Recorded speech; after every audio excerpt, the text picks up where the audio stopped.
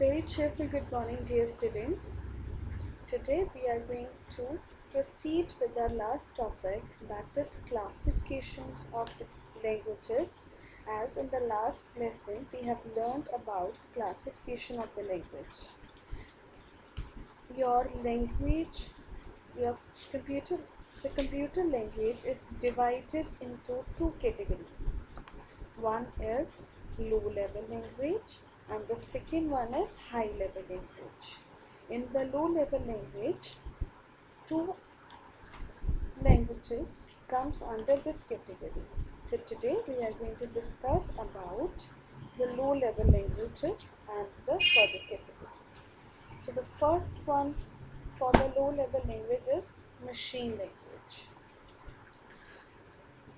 Low level languages are and the second one is assembly language.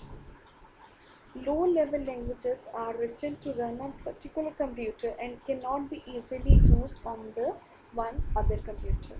What it means is that when you do coding on the one computer in the low level language, suppose I am using one computer, I am writing my program in the machine language, and when I save it, then when I just open that same program to another computer, it will not work properly, or either it will not even work. So that is the basic, we can say, that disadvantage of low level languages as well. Under this category we have two low level language. One is machine language and the next one is assembly language. Machine language. Machine language is also called first generation language, is a language directly understood by the computer without any translation.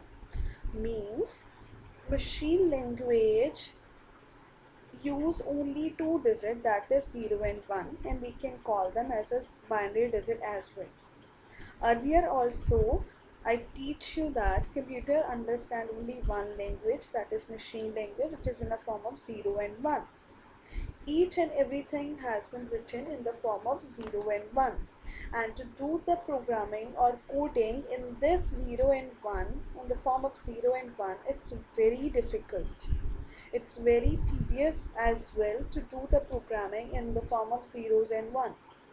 But your computer understands only 0 and 1. So due to this reason it is called a low, also called low level language. What are the limitation of it? Machine language program runs only on the computer for which they have been developed. Like I already told you, if you do the coding on the one computer by using machine language, it will not execute on the another computer. That is why it is machine dependent. Machine language programs are not portable to the other computer. That is also the same thing. Next is assembly language. This is called second generation language also, and this also comes under the category of low level programming language. And assembly language uses letter symbols instead of using numbers, that is zeros and 1.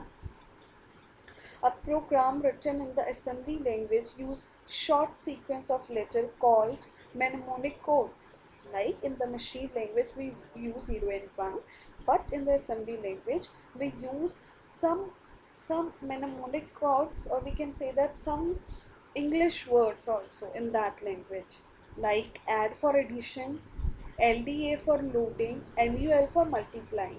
And when it go, if we are talking about the computer, for the human being we can do the programming in this assembly language with the simple English, but for the computer it will not understand it, as a computer only understand machine language in the form of zeros and 1.